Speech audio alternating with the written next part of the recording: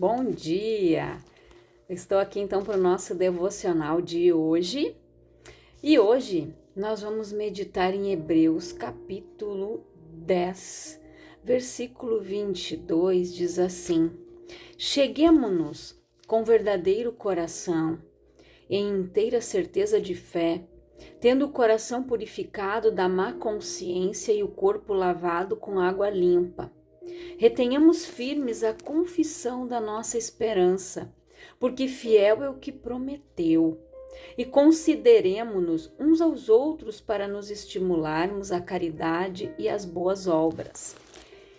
Aqui no versículo 36 diz assim: Porque necessitais de paciência, para que depois de haver desfeito a vontade de Deus, possais alcançar a promessa.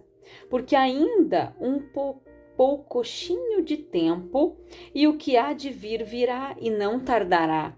Mas o justo viverá pela fé, e se ele recuar, a minha alma não tem prazer nele. Nós, porém, não somos daqueles que se retiram para a perdição, mas daqueles que creem para a conservação da alma. No capítulo 11, no versículo 1, diz assim: Ora, a fé é o firme fundamento das coisas que se esperam e a prova das coisas que se não veem. Porque por ela os antigos alcançaram testemunho.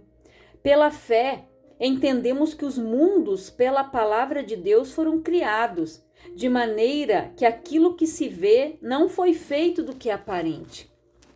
Olha o que fala aqui, para a gente ter, a nossa certeza. Do que é fé?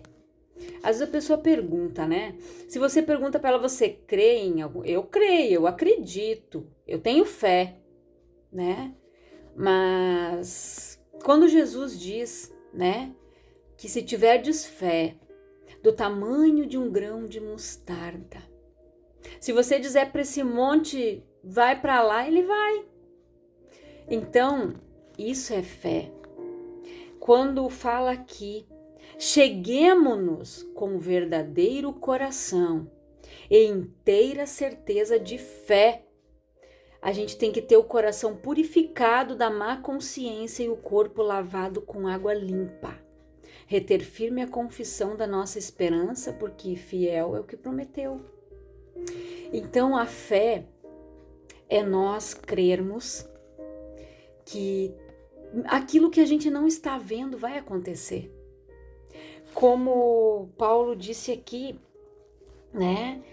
que nós precisamos ter paciência para que depois de havermos feito a vontade de Deus, nós possamos alcançar a promessa. E não é fácil a gente esperar, porque assim nós não sabemos quanto tempo Deus vai levar para operar aquele milagre, para fazer aquilo que você está pedindo em oração. Para Deus, um dia equivale a 1000 anos. Então, nós devemos orar. Quando eu me converti, todos nós chegamos com feridas. Eu fui ouvindo a palavra, fui sendo liberta de muitas coisas. E eu esperei 7 anos para Deus trabalhar na minha vida, curar as feridas, para depois Deus acrescentar o meu esposo, trazer o meu esposo, me apresentar ele, para que depois eu pudesse ter a minha família. Então, é assim que Deus trabalha. Nós precisamos ter paciência, fazer a vontade dele primeiro, para depois ele fazer a nossa. E como diz a palavra, porque ainda um pouquinho, de tempo, e o que há de vir virá e não tardará. Mas o justo viverá da fé, e se ele recuar, a minha alma não tem prazer nele. E muitas pessoas recuam, não têm a paciência de esperar, não sabem esperar as coisas no tempo de Deus, porque tem o nosso tempo e tem o tempo dele. E ele sabe.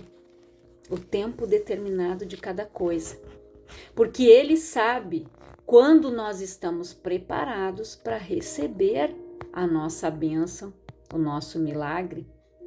Nós precisamos primeiro fazer a vontade dEle, para depois nós alcançarmos a promessa. E nós vamos alcançar. Não importa a forma como Deus vai fazer, mas Ele vai fazer.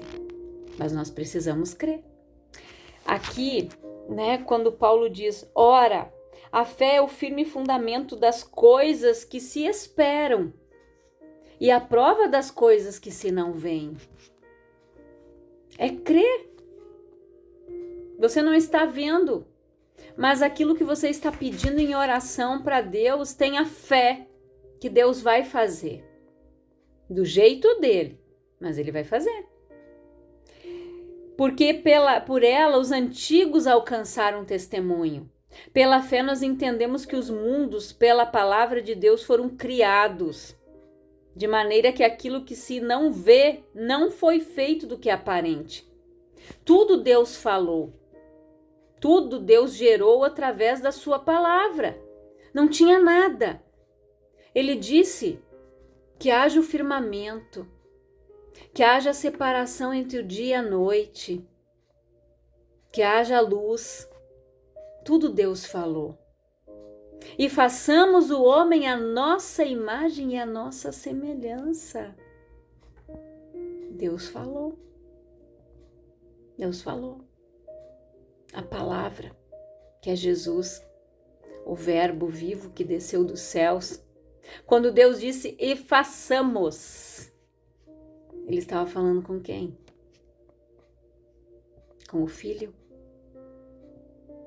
O Espírito pairava sobre as águas.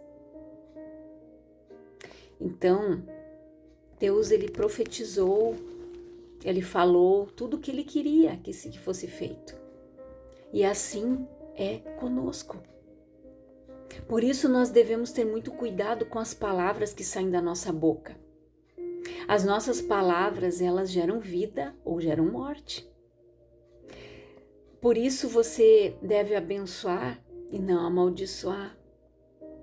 Chamar a vida, profetizar vida, abençoar as pessoas que estão ao teu redor, abençoar o teu casamento, abençoar os teus filhos, abençoar a tua esposa, o teu esposo, abençoar aqueles que te maldizem, abençoar, amar, orar por estas pessoas.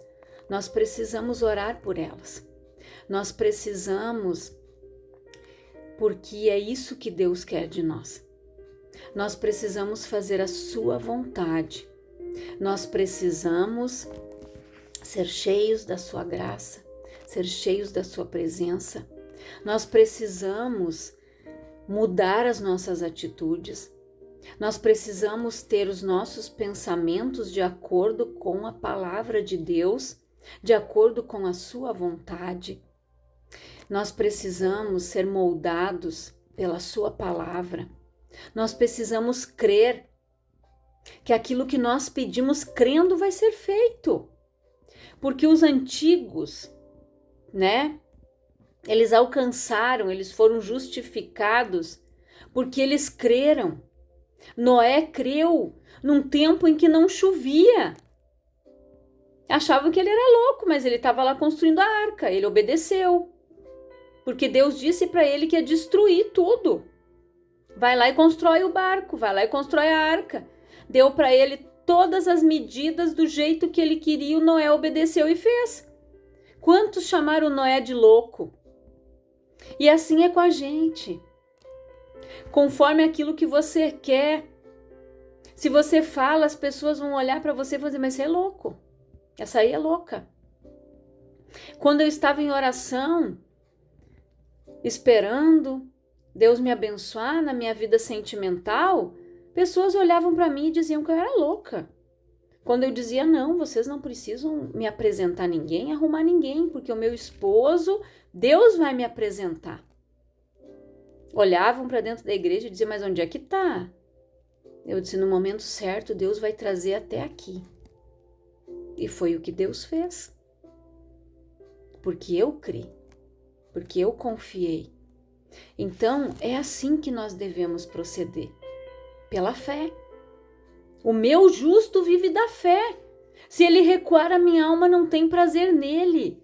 E quantas pessoas recuam todos os dias, quando as coisas não são como elas querem, quando as circunstâncias tentam mostrar para elas de que elas não vão conseguir, de que aquilo ali não é para elas. Mas só que o diabo vai tentar roubar a tua bênção, vai tentar minar os teus olhos, os teus ouvidos, vai tentar fazer você esmurecer na fé, você esfriar na fé, mas você precisa crer. O Abraão, quando Deus chamou ele, disse: sai da tua parentela e vai para onde eu te disser. Já pensou? Ele deixou pai, mãe, irmãos, ele deixou tudo para trás. Pegou a esposa e o que era dele, o sobrinho disse: eu vou junto, foi. Ele creu. Ele não sabia o que esperava ele, mas de Deus nós esperamos o que? O melhor. Deus tem o melhor para a gente. Nós precisamos crer, nós precisamos confiar, nós precisamos ter a nossa fé avivada todos os dias. Se nós olharmos para as coisas que estão acontecendo no mundo ao nosso redor, as pessoas vão esmorecer. Alguns vão dizer que Deus é esse que permitiu tudo isso, mas Deus não tem culpa. Deus não tem culpa de aquecimento global, de efeito estufa, de destruição da camada de ozônio. Deus não tem culpa de desmatamentos, de lixo jogado nas ruas, de lixo jogado nos rios. Deus não tem culpa disso. Quem está destruindo o mundo é o próprio ser humano, com a sua ganância. Então o lixo está aí, ninguém recicla, ninguém cuida, jogam na rua. Então falta consciência de algumas coisas. Nós não podemos culpar a Deus das nossas atitudes. E então nós precisamos crer que Deus pode sim reverter a situação. Orar para que Deus venha prover as coisas, para que Deus venha dar força, para que essas pessoas recomecem as suas vidas, possam reconstruir tudo novamente. Imagine o Noé, quando Deus destruiu tudo lá atrás, só desceu ele da arca, a sua família e os animais. O Noé teve que começar tudo, do zero. Plantar uma vinha, construir uma casa. Ele começou tudo do zero. Ele perdeu tudo lá no dilúvio. Mas Deus levou ele para um outro lugar. Fez com que ele, tivesse a sua família abençoada, teve mais netos, a sua descendência foi multiplicada, foi poupada. E Deus deu tudo para ele. Assim como Jó. O Jó era um homem que tinha tudo para murmurar na vida, mas não murmurou. Ele disse: nu eu saí do ventre da minha mãe, nu eu vou voltar. O Jó não era um homem apegado às suas riquezas, às coisas materiais. Então, as coisas que estão acontecendo ao nosso redor muitas vezes são para reflexão, para nós revermos as nossas atitudes, o que nós estamos fazendo ou o que nós estamos deixando de fazer. Eu estou crendo? O que eu estou fazendo? Então reflita nas tuas atitudes, reflita no que tem saído da tua boca, do que está cheio o teu coração. É o que a tua boca está falando. Pela fé, a gente vê aqui que os mundos pela palavra de Deus foram criados. Deus falou. O que você tem dito? O que você tem falado? O que você tem profetizado? Você tem chamado a vida ou você tem chamado a morte? Você tem abençoado ou você tem amaldiçoado? O que você tem feito? Quais têm sido as tuas atitudes? Como está o teu coração? Porque necessitais de paciência para que depois de haver desfeito a vontade de Deus, possais alcançar a promessa. Não se esqueça disso. Mas o justo viverá da fé, e se ele recuar, a minha alma não tem prazer nele. Nós, porém, não somos daqueles que se retiram para a perdição, mas daqueles que creem para a conservação da alma. Guarde esta palavra. Reflita aqui em Hebreus 10, Hebreus 11, leia e refaça uma reflexão. Como está a tua fé? Como está o teu coração? O que tem saído da tua boca? Palavras de vida, de bênção. Você tem sido um abençoador ou um amaldiçoador? O que tem no teu coração? O que está ocupando a tua mente? Então faça essa reflexão. Guarda esta palavra. E como Paulo disse, né? E consideremos uns aos outros para nos estimularmos à caridade e a boas obras. A caridade é o amor. Nós precisamos estimular os outros. Estimular as pessoas que estão esmorecidas na fé, desacreditadas, sem esperança. Pessoas que não veem um futuro próspero. Mas nós precisamos gerar isso nelas. Nós precisamos estimular essas pessoas. Porque nós somos chamados para ser sal e luz. Então reflita. Eu quero orar com você, Pai, em nome de Jesus. Eu oro, Senhor, por estas pessoas que estão com a sua fé esmorecida, sem esperança. Pessoas, Pai, que o seu coração está tão pesado, tão aflito, cheio de opressão, cheio de pavor, que já não estão conseguindo crer mais. Pessoas que quando abrem a boca só murmuram, só reclamam, é só tristeza.